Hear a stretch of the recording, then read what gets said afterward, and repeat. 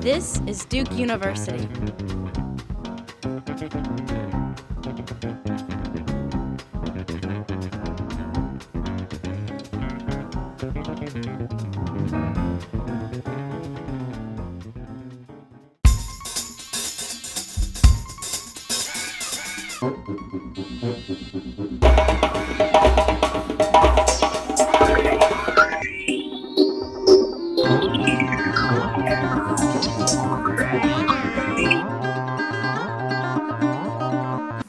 We are hosting today one of the founders of HASTAC, which, if you don't know what HASTAC stands for, unfortunately, it's the most ungodly acronym ever. When we invented it, and I think you were in the room when we did, we never thought it would stick these years later. But HASTAC stands for Humanities, Arts, Science, and Technology Advanced Collaboratory. And basically what it means is a lot of people who are trying to think through what learning is going to look like given all of the new possibilities for collaborative, interactive thinking in the 21st century. And by learning, we don't just mean school, but creativity, and we don't just mean building new technologies, but thinking critically about their role in society. We started in 2002, and Allison was there from the very beginning. She's been on the steering committee of HASTAC since the organization began. We now have about 3,000 network members. Allison is one of the great leading lights in HASTAC, and I'm now going to read you some formal comments about her. She's currently a research scientist at the University of Illinois at Urbana-Champaign. Her research interests involve the creation and examination of culturally specific approaches and tools as intervention strategies for the creation of digital literacy and digital equity.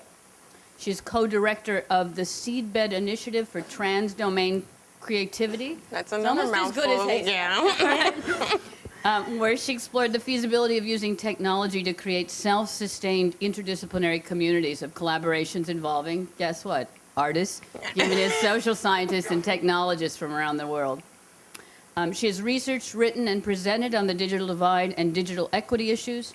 Her career has focused on access and digital inclusion, and she has published on the digital divide that exists in historically black colleges and universities. She recently completed a research study on community technology centers in Chicago as part of a grant from the state of Illinois.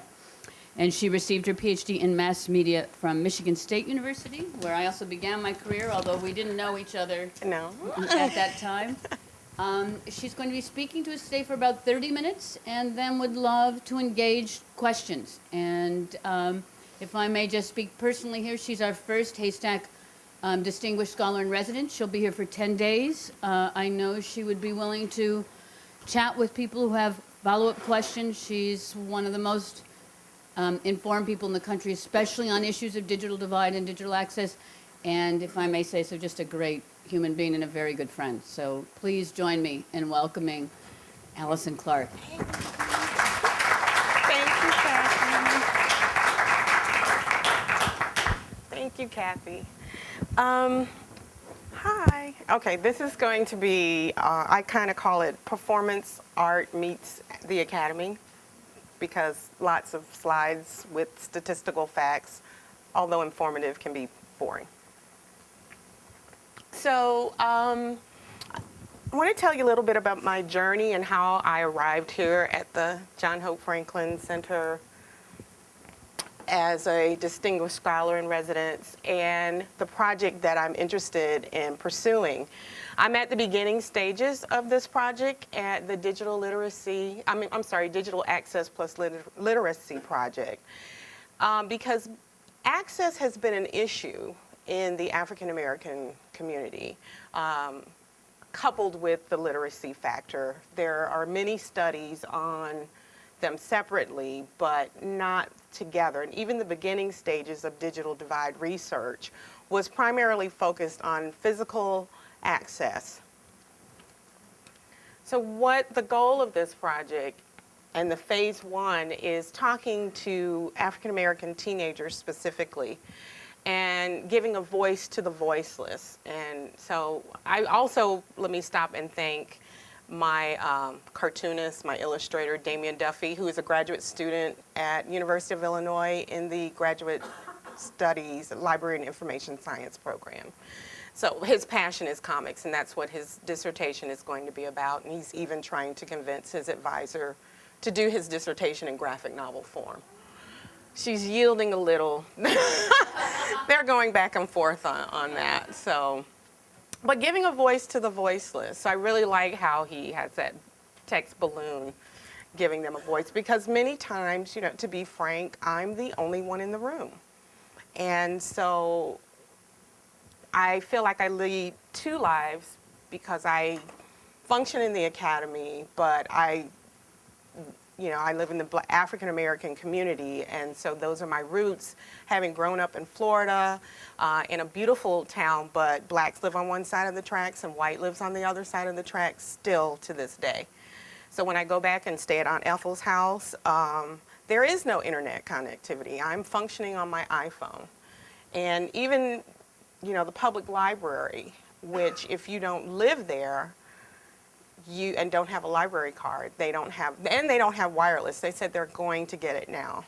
So, but the Chamber of Commerce, surprisingly, like I could go to their conference room and sit and use my laptop. So I'm here to do some research and ask questions and see what I can do to formulate this project. So I want to kind of take you on this journey. As Kathy mentioned, digital access and inclusion has been the heartbeat of my career, and I did not deliberately set out to do that. So you see that in the background, the mixture in like Michigan State and National Center for Supercomputing Applications, and how I arrived here. So I came to University of Illinois about 15 years ago, and I landed at the Supercomputing Center. And I say landed because I was a graduate student who came to actually study with Lawrence Grossberg about popular culture. The Big Ten have this program called the Traveling Scholars Program, where you could go to a participating school, and subjects that weren't intensely covered at your institution, you could go there. And I was just saying to Kathy, he provoked me because I was always interested in hip hop culture, but had not thought about looking at it with the technology aspect. So the culturally specific approach that I looked at in my dissertation was to see how, like, basically hip hop could be a draw to get kids interested in technology who would not normally be interested. And so while I was at NCSA, I took a break and finished my PhD because I had done all my coursework and everything, and basically got that threatening phone call from my advisor of, if you don't finish, you're going to have to start all over again, to which I had this severe headache. I was like, oh, I cannot start all over again. But it was good because, like I said, I had the NCSA, even though that's high performance computing, the computing aspect had started developing, if you will. One of the things I did at the Supercomputing Center was to do access and inclusion that included women and what was termed by the National Science Foundation as underrepresented groups who normally don't have the opportunity to participate in high performance computing. So that was one of the things that kept me and got me going on this path of inclusion. And then HASTAC and the whole trans-domain creativity thing kind of started bubbling up around the same time to get people who are computer scientists and artists, I like to say, work well and play well with each other. My most recent project is what I really want to focus on with some work with our Institute for Government and Public Affairs, who had a grant from the state of, and it was called a Digital Divide grant, actually, to go into community technology centers who had received funding from the state of Illinois for their community technology centers. There were about 103 that participated. My job was to go in and speak with directors and staff about best practices.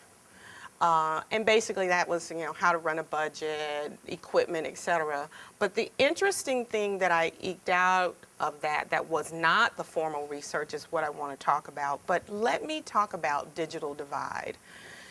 That term became popular during the Clinton administration. And it was under the Department of Commerce, an administration called NITI, the National Information Telecommunications Administration. And they put out a series of reports called Falling Through the Net. And that's when that term digital divide came to be. But as I stated, the primary focus was on access. They were basing it on the data like telephone penetration. Well, researchers found later that access is not enough, which duh. But at the time, you know, just to get those stats out there, and it has to this day consistently, African Americans are the least likely to be online. The numbers have gone up, and it's education and income and race all do play a factor. When the Bush administration came in, they produced one report, and President Bush felt like had made a statement, the glass is half full. Well, what they did in that report was they counted things like public libraries as access points. But you know, if you can't leave your home like at 1 o'clock in the morning, if you're working on a paper or whatever, to go to a library, libraries don't have sufficient equipment. I have my own personal story. I am by no means lacking in digital access or equipment, you know. I have computers, but I was in Los Angeles and I left my power cord home.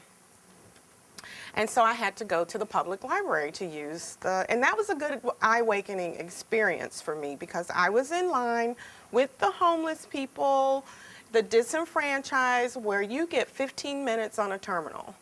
That is not enough time. It's just not. So for the glass, it's definitely not half full.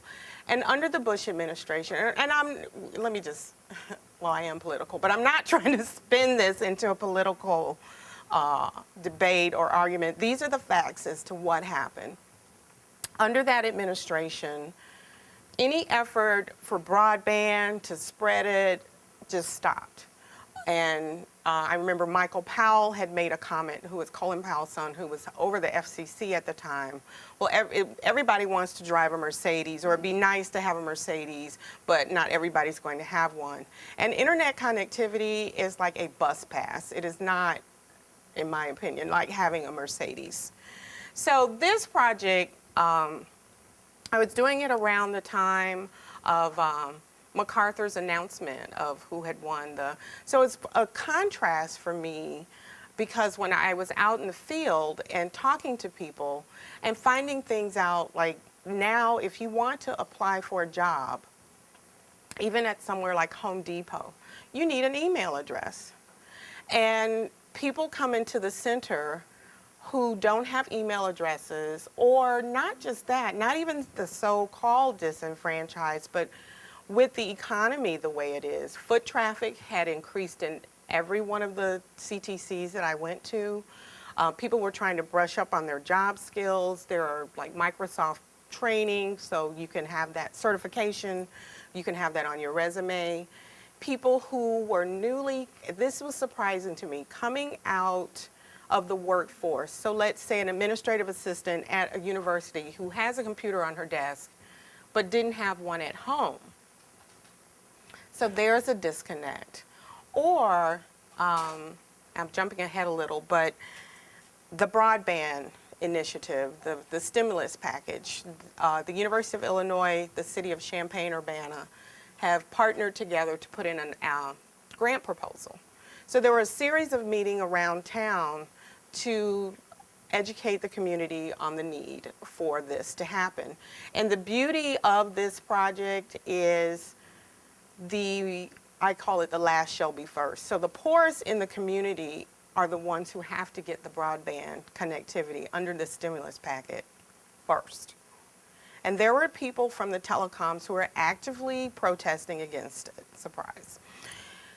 But as a dear friend of mine who, maybe in her 60s, and I give her name because she has a computer, had ran for office, won, and she represented the disenfranchised in our community.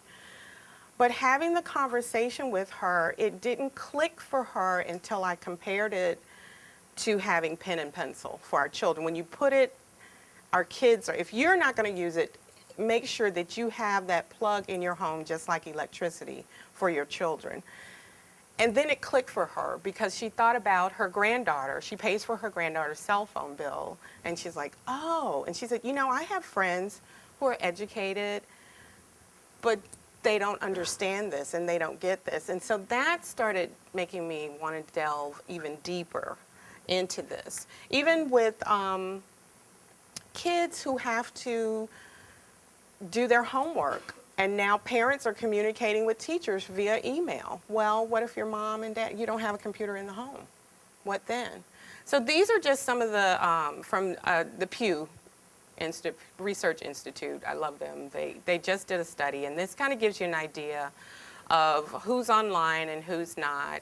And you can see age group, 18 to 29, more young people are online than older people.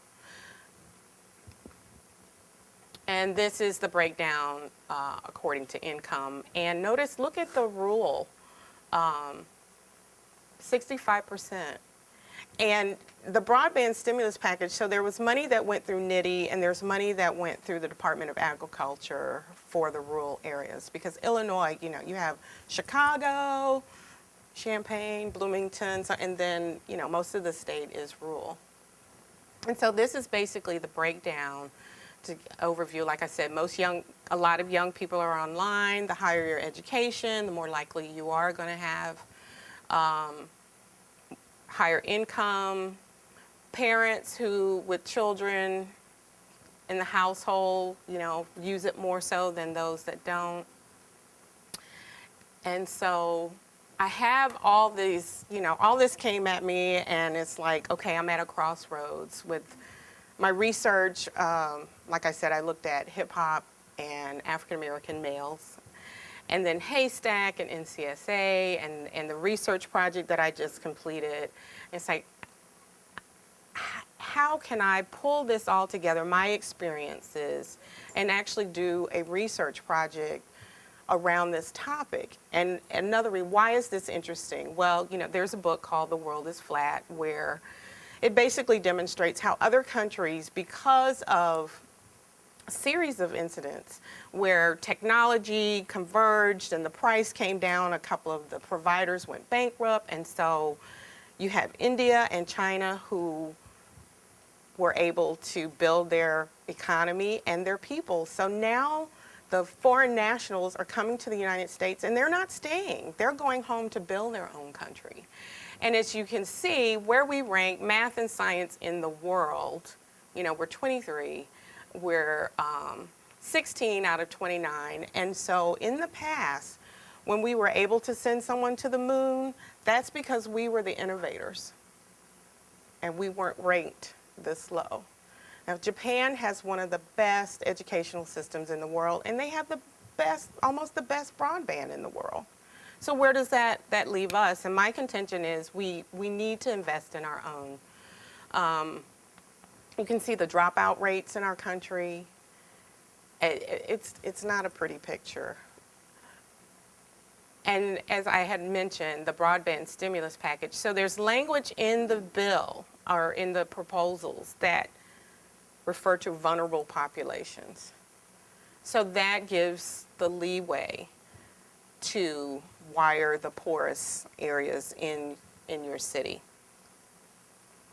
So what I want to do is the Digital Media and Learning Initiative by the MacArthur Foundation has put out some wonderful literature, and Mimi Ito led this study where they talked to kids.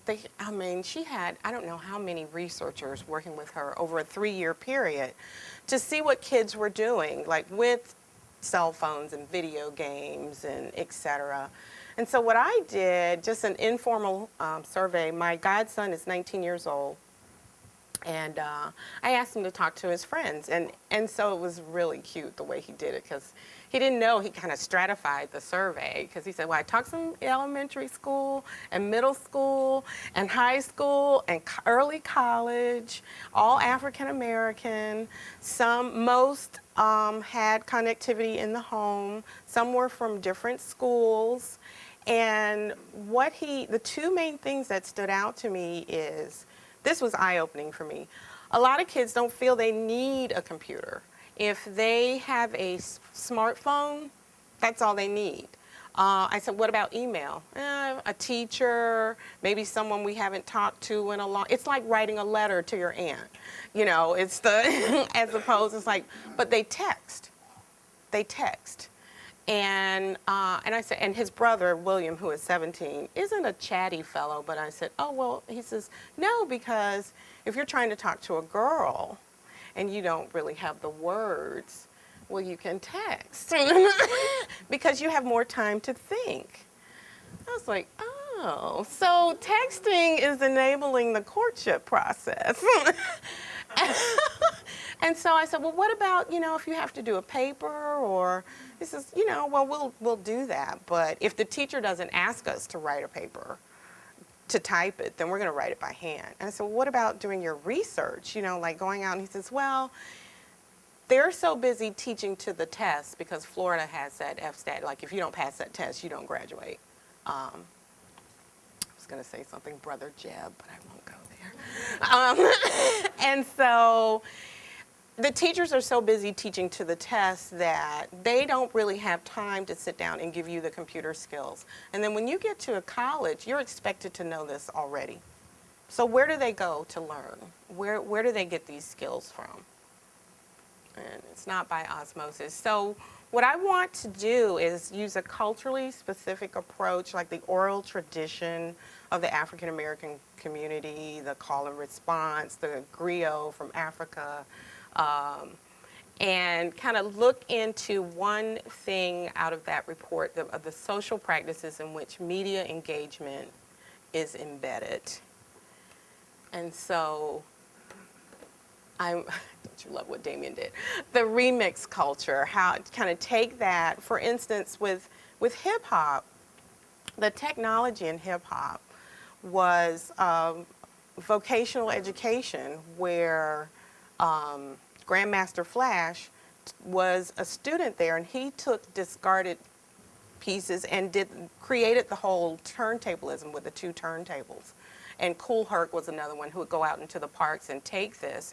And so technology that wasn't created for X, but could be used for X, Y, and Z, what can these kids come up with if given the right tool set?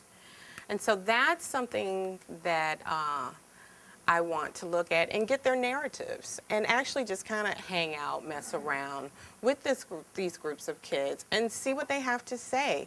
Because one thing I asked my godson, I said, so, you know, what do you guys think of technology? And it's basically a tool. You know, just not sitting around thinking about what can I do so great with technology.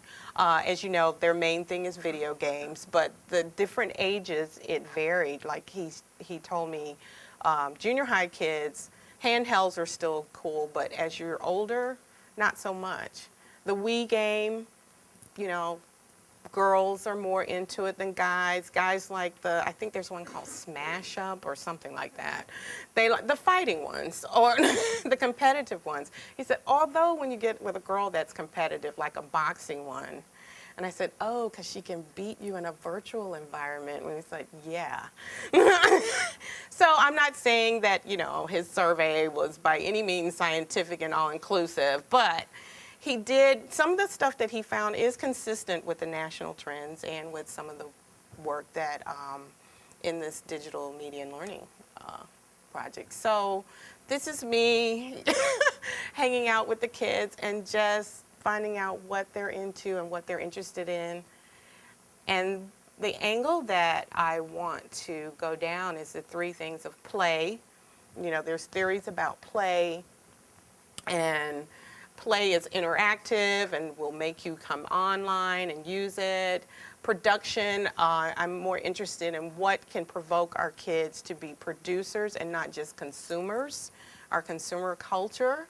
And identity, how, you know, what do they feel? How do they feel about themselves? And also, there was some controversial research and literature around the whole acting white thing, and Fordham did it at a high school. She went and talked to kids, and then some researchers at UNC, as a matter of fact, did some research that kind of refuted that, and so there's a back and forth. I just know from my personal life, When I was a kid, I was accused of that. But like I said, I was in a town that I was determined to get out of. And so it's like, tell me what you want. But I am out of here. And so the whole identity thing and how that shapes and you know, does that translate over to that?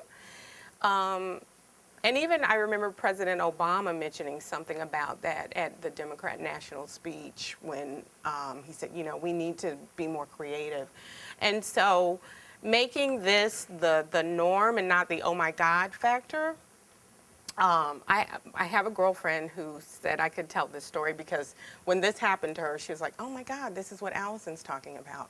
Her name is Tre Jones, and she's a professor at Rutgers, and she's a writer of fiction. Highly recommend her books.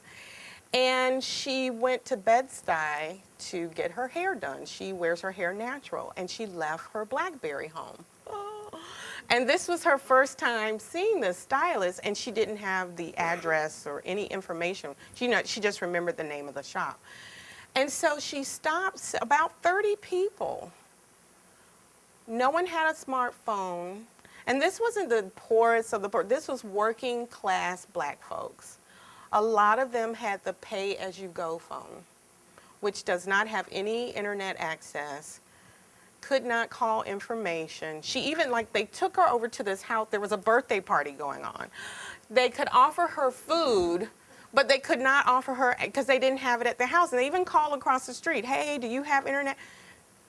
She finally found one person where she could dial information and get the address and everything of the shop, but just was stunned that this, you know, was going on. So a lot of assumptions are made, and, you know, something I did ask my godson about, I said, what about Second Life? You know, because we as academics, we think it's fabulous, and he said,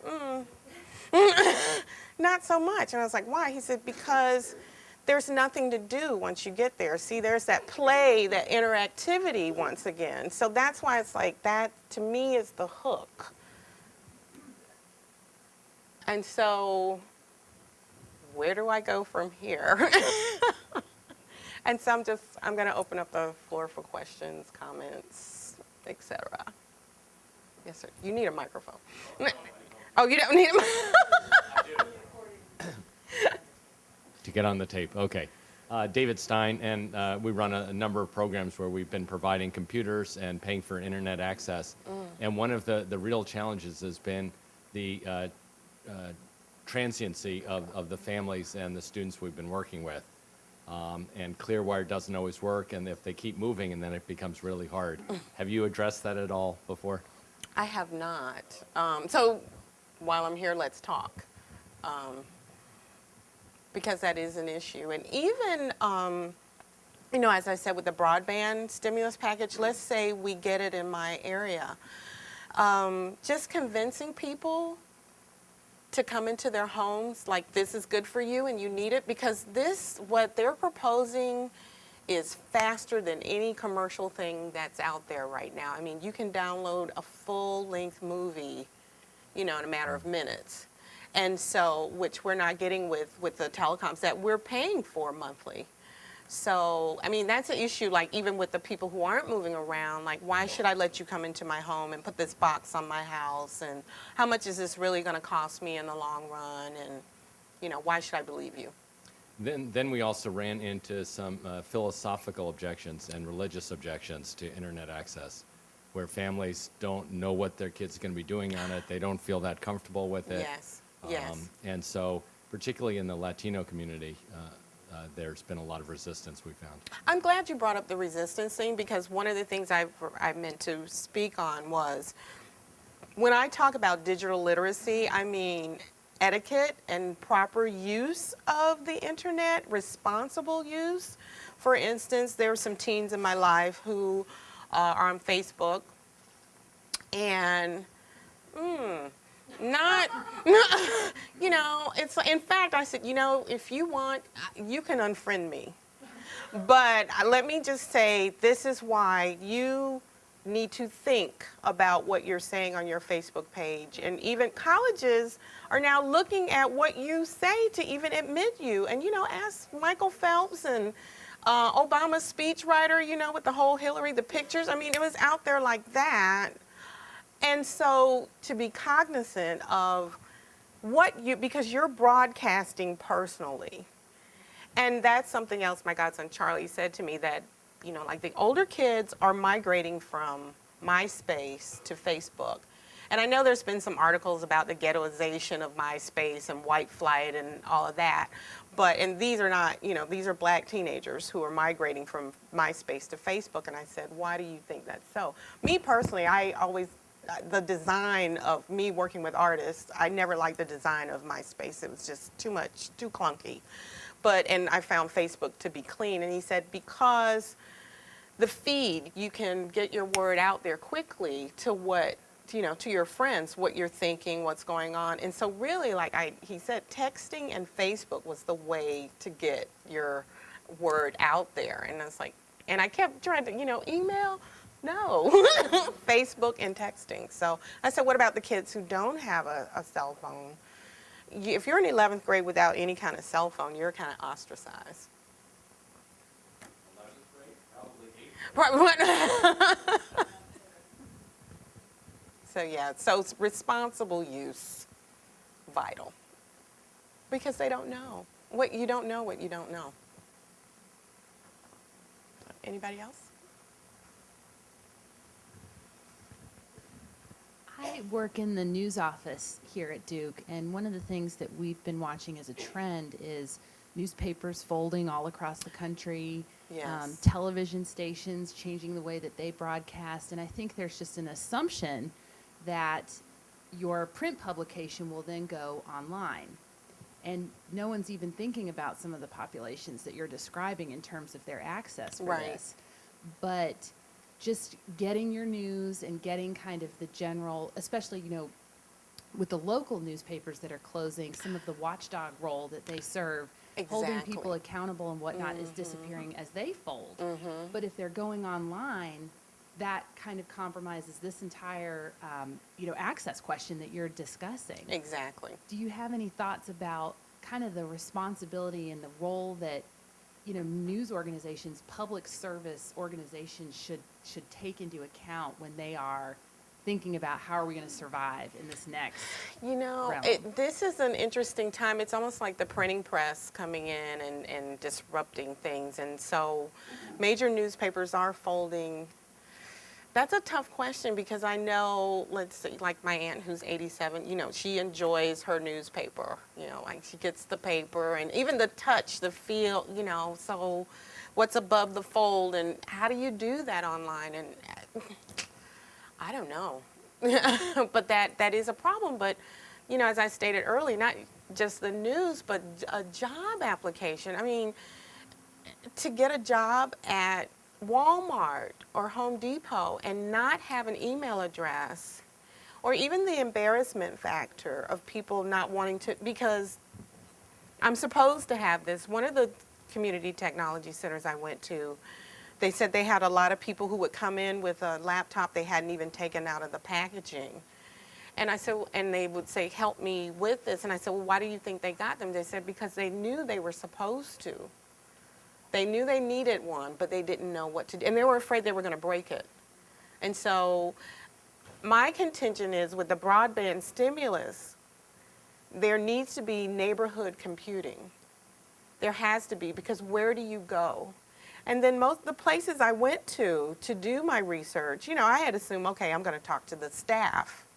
Well, the staff was the director, maybe an assistant director who probably served double duty as the technical person to fix and repair the computers on site. So you've got, 2 people doing the job of 5 people, always understaffed, not enough money, but passionate about their neighborhood. And the thing that worked is they weren't just a computing center.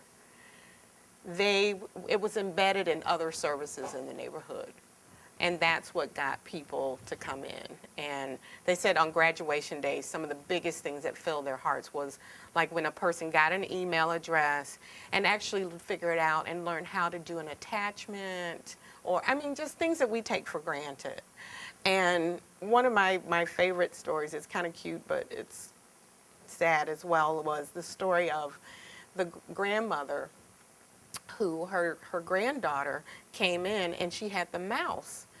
And she was aiming it at the computer going, and she's like, Grandma, what are you doing? She said, I'm trying to, make it. And, her granddaughter's rolling on the floor laughing, but he's like, think about, well, why would she know that?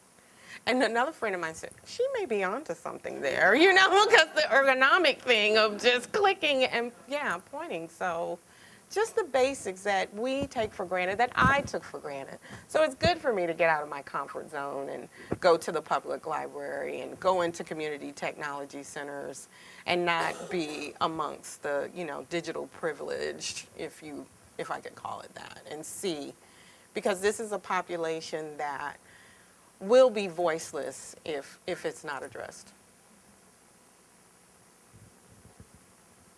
Allison, I'd just like to sanction your work. I'm Phyllis Joyner, and I'm co-founder of a life work here. It's not a program, Restoration Institute for Leaders, and it's an academic course recovery program, and I partner with Durham Public Schools. One of the things that I'm learning, and I'm working with overage students, homeless students, really the most challenged students in Durham. And this whole digital access and literacy issue is just so critical, because now for most of these students, course recovery is what's going to increase Durham's graduation rates. And I'm working with about 2/3 of my population are African American males, and they are graduating. But here again, access is an issue, as well as literacy, because the other side of the coin is that when they get access to the computers, it's Google, it's Facebook, but they don't know how to use a dictionary online and actually use the research tools. So basically, even when there's access, it's not knowledge-based. Right. And so with where we're headed, and especially with the exceptional children populations, we're seeing that they do well with online studies. So the access issues are greater than just the technology piece, but actually getting the knowledge base to adequately use the computer to make academics work for them. Exactly. Exactly. I'm so glad someone besides a librarian made that point. But when you were talking about community digital literacy centers and all of the issues that they deal with and how committed they are to their communities, I was thinking of public libraries and how libraries often serve a lot of these same functions with helping people with the job searches and technology skills, and with staff who are trained in doing research and can help people with instruction in that. And I wondered if you could talk a little bit about the interaction, if there is any, in Chicago or other places between these centers that are focused on technology and public libraries. Yes, I'm glad you brought that up. In some of the community technology centers, they partner with the libraries because the library doesn't have enough staff, so the libraries would send them over to the community technology center, especially if there was some type of training going on, job training. They also would have the flyers because once again, how can you send an email blast that we're teaching these classes if a person doesn't have email? So just flyers in the neighborhood. So yes, the libraries were partnering because, budget cuts, et cetera, budget cuts. They didn't have the facility or the staff to fully handle people. But definitely, yeah, there was a partnership. There was one area where there was a little bit of competition because the library was charging for the classes and the community technology centers were free. So, but that was the exception and not the rule. It was more of a cooperation thing, yeah. First of all, thanks for your talk and for being here.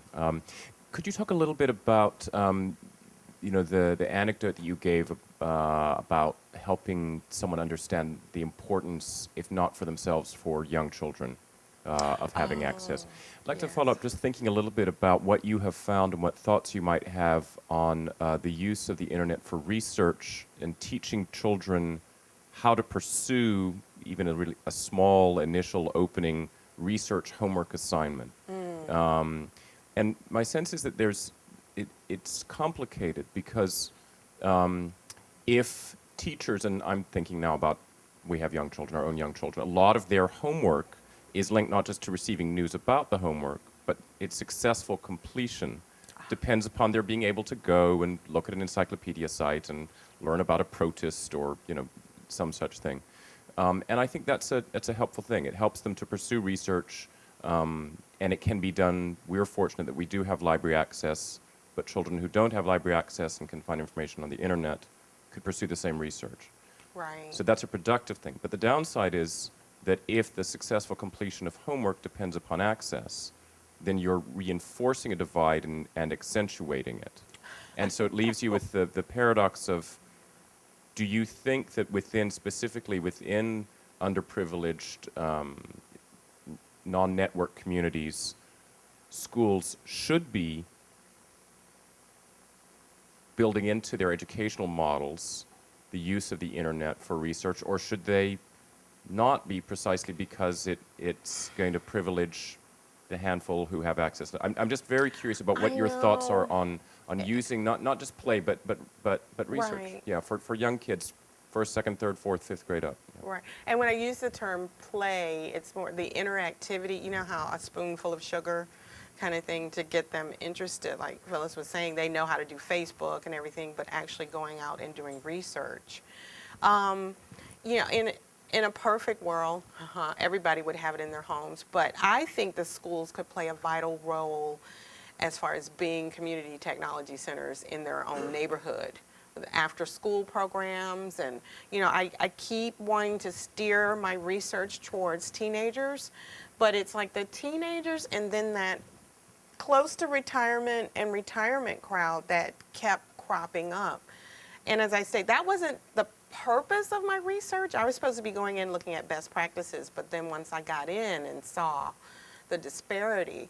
So yes, I do believe it needs to be included in the curriculum, only because that's where we're going as a nation. I mean, that's just the way it is. That would be like leaving out pen and paper nowadays. But the maybe through after school programs, family computing, like generationally across the board, like the granddaughter with the grandmother combination, like the young teaching the old, things like that, I think would happen and strengthen the neighborhood, approaching it from a family way. But yeah, that anecdotal story, it surprised me. I wouldn't have known this of, trying to convince her to come to these meetings, the importance of her coming to these meetings. And she's like, well, why do I, and then when I started explaining, and when you say, do it for the children, that's when people's ears perk up. Like, oh, you may not want it. Even my aunt, who's 87, at first she's like, oh, we were like, oh, Ethel, they're going to teach the seniors computing. She's like, ah. She's a retired school teacher, and she gives free piano lessons to any kid that comes to her house. But she's like, I don't want to learn anything new. But this Christmas, she said, man, I wish I would have gotten in, because we're all on Facebook, so I'll tell her what her granddaughter's doing, and even trying to explain what Facebook is, like, it's just, but for her to, do that turn and say, I wish I would have learned that. So, yeah, we're in a vicious cycle, and this merry-go-round, how do we get off? And, it's been the knowledge gap is another theory before the internet came along, like that knowledge gap of how the haves keep having, and it just keeps getting wider, and how do we bridge that divide? So, tough questions.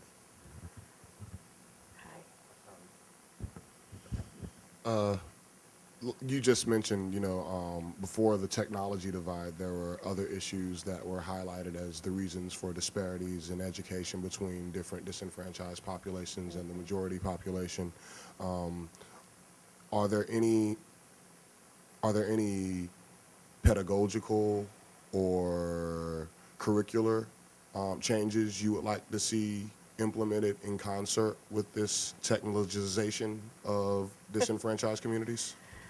Yes, there are. Although I know some great people, Jane Margolis, who's at UCLA, who just published a book, The Shallow End of the Pool, I believe. Her focus is getting more disenfranchised kids interested in computer science. And let me back up a little bit. So me being in high performance computing and National Science Foundation panels and workshops and, you know, trying to slot everyone into being a computer scientist. That everyone is not going to be a computer scientist, but everyone does need to know how to use a computer. So as far as like pedagogical things, where Jane wants to go in and change the school systems, I don't have the energy. My approach is after school and kind of grassroots with the family, and then kind of like then have the teachers come in. So I have some ideas that one of them is called the Hip Hop Information Technology Tour. And the concept is to have computers on a bus, a music studio, because math and music are very much linked with each other. And there's a professor at Rensselaer Polytech Institute named Ron Eglash who developed these things called culturally situated design tools. And you can go online and check those out, free to use. And he's come up with things like transformational geometry, teaching that through cornrow hairstyles so they can arc the braid, the X and Y axis, rhythm wheels where the beats, where the sounds like come out, and that's learning the least common denominator. So embedding culture and making it relevant to the kids. So it's like, what does that have to do with me? Well, it has everything to do with you. So that's how my approach is after school. And then I have another concept called Our Comics Grid, which uses grid computing to distribute, be able to create comics with kids and create lesson plans. So the teachers would be invited along, but I want to go after the kids through after school first, because I mean, look at the issues that, you know, trying to change healthcare. So stealth moves. Hi, Allison. My name's Ruby, and I've been working in the field of nonprofit technology for a while, and actually worked with an NTIA-funded program in the late '90s myself. And you actually started to answer the question that I was going to ask, which is what I found there was that not only is technological access important, but people need to have a reason to want to use technology, which is the same, as what you're just talking about. And I often found that just giving folks a reason to, say, want to be on a listserv with other Hispanic parents like themselves or something like that would be a reason that they would then go to the library and figure out how the heck to get a free, at that time, Yahoo email address or something like that. And I think especially, I'm assuming that the hip hop work is a way to start spreading this. So there's a term that I used to hate, but I've come to accept, which is social marketing. The idea of marketing ideas through communities and that kind of thing. So I was just curious if you could talk about, what are the techniques that you use to spread the idea that I want to be online, there's stuff that I need there, I need to understand this stuff. And I think you just started to answer that, but maybe you could talk about it a little more. Yeah, and well, that's one reason why I want to do this study, because I want to delve in deeper. Even with my dissertation, I looked at African American males who, some were attending a predominantly white Midwestern university, wink wink, and some were attending historically black colleges and universities. And at the time, they had maybe had a T1 on campus where, it was kind of flaky, or dial-up. And so what was the draw? And it was things like hip hop for them to actively go online and seek it out rather than, well, I don't have access, why should I? So that's why the culturally specific approach to me is a key. Because, like you said, the desire, why should I go online, But it is baffling to me, although, this may be just my age, about the regard for the computer. It's like, no, I don't really, so I can get a PS3, you can get online. They're still online, but it's just the device that they're using. And I don't want to get caught up in devices, so that's a question for me that's still hanging. You know, because they think everything is fine. And really, as far as it's funny, touch phone is preferable to a BlackBerry. Because a BlackBerry, they're not, you know, you're emailing, and it's like, you know, if I can stay in touch and text with my friends. So, yeah, that hook of where they are, and then take that and build a bridge to where they should be. That's what I'm interested in, that bridge part. The difficult, right? And I'd be interested in talking to you about your NITI project. And did the funds just dry up after the administration switched, or? Let's see. I left that organization in 2000, so. But actually, that project did die. It was called NC Exchange. It was a very innovative early program helping North Carolina nonprofits to encouraging them to use email and the internet starting in the early 90s. I started there in 96. Okay. But, yeah. I work for HASTAC, so we can talk about it. Okay, great. Yeah, just mobilizing the people. Oh, I also asked about Twitter, you know, and they said not so much, only if there's a celebrity. Reverend Run is on Twitter. Well, see, he said if it's a celebrity, someone to follow, you know, but like each other. This is the social flat part of Twitter. So. Yeah. Right, exactly. But see that individual text back and forth kind of thing. Yeah. Yes, I have a question for you. Doing this, I think it's wonderful, but do you also teach the students to respect it, because it can be dangerous as well? If you look at Facebook, you look at Twitter, you look at how President Obama just got snagged with what he said with, you know, Kanye West. I mean, you look at Facebook when it comes to my wife being a social worker and her advisors saying, look, we don't want you guys on Facebook because there are people out there that you work with that are pedophiles, rapists, whatnot, and they can track you down. I do understand that. Yeah, you know. That was not respectful. That really wasn't, and I do not appreciate that. But it's like any other tool. Like when fire was introduced, yes, it's beneficial, but it can be used as a weapon as well. Exactly. Yeah, and that's part of the literacy etiquette part. Okay. To use it responsibly, because just like, you know, pornography's out there that they can get into.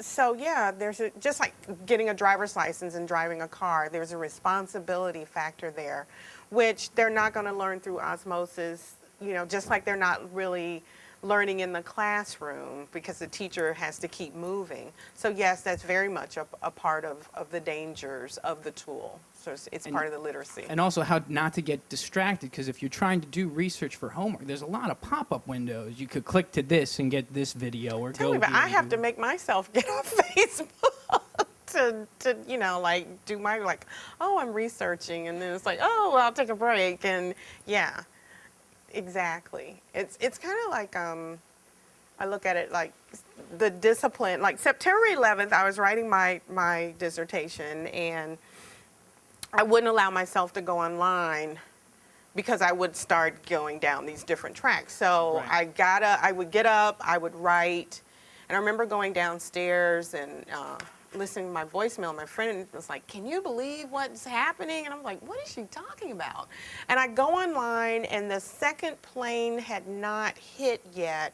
But the website, it almost looked like one of those mock-up drill things, you know. I didn't know what was going on. And then I turned the TV on, of course, you know, no more writing for that day. But it's that, like, the discipline on how to use the tool as well. Good, yeah, great. Thank you.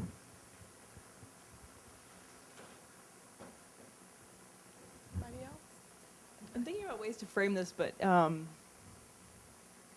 guess my question is, like, whose discipline, or what rules are we using to require them to perform in this way? Because some of the best communities out there from, I don't know, I mean, like, if you look at YouTube, I mean, there's amazing videos on there of people describing how to do these very intricate hip-hop dances, or how to write poetry, or how to, I mean, there's even people on there showing, like, how to teach your grandmother how to get online. Yeah. And so I guess I just worry that like by implementing our idea of what should be on there or what good rules are for good behavior on there, that some of those videos never would have made it up there. And they're Right. amazing. I agree. And so that is sort of an open question in my mind. Yeah. Well, as for me, Yeah. I think with the whole, that's why I had that slide of like things converging. So me with the discipline of, like the high performance computing, but then we started doing HASTAC and trans-domain creativity. So it's kind of like learn your discipline and learn it well. Because you need to know the rules before you can bend, bow, and dare I say, break the rules. So I'm very much for that. Even, you see, with my presentation, I didn't just give you facts and, I asked my comic artist, like, hey, could you create a cartoon me and, and go through. So creativity, that's part of that play and production and identity is very vital. But once it's just like I said, the driver's license, driving a car, you've got to know which side of the road to drive on and what signals and that. But then, if you want to be a race car driver, but you know the basics. So that's where I'm coming from in the culturally specific thing to let them know it's okay to be you, but throw that lab coat on over your baggy pants and get into the lab and do your thing. And you're still cool. So that's kind of what I want to show them.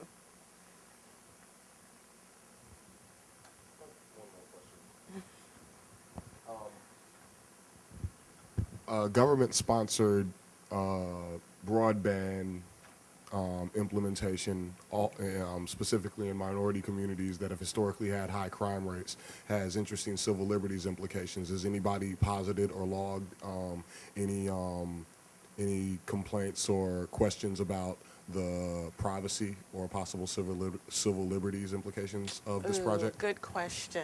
I know that professor at University of Illinois, Abdul Aklaman, his thing is, he's an old head, back from the day, civil rights protester who is delving into some of these issues and trying to get African American studies to look into and adopt what technology means specifically to the African American community.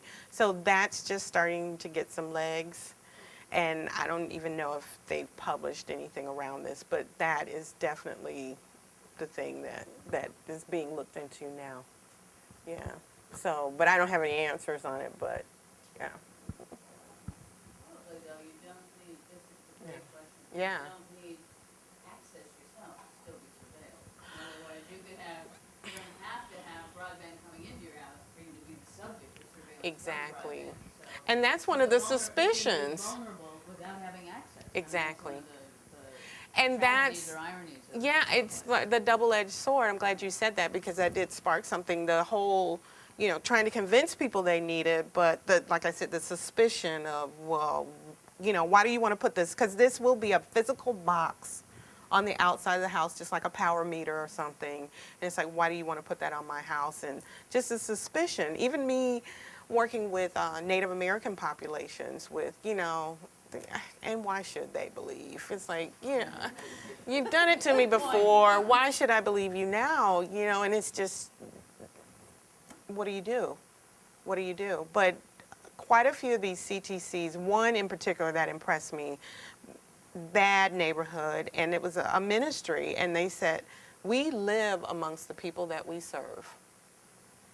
Wow. Because they would go to the city council meetings, so it wasn't just about the technology, but it was empowering the neighborhood on various levels. So, yeah. Is that it? Thank you so much. Thank you. And thank you for the great questions because I wanted to get through the presentation so we could have some dialogue. So thank you. Produced by Duke University. Online at duke.edu.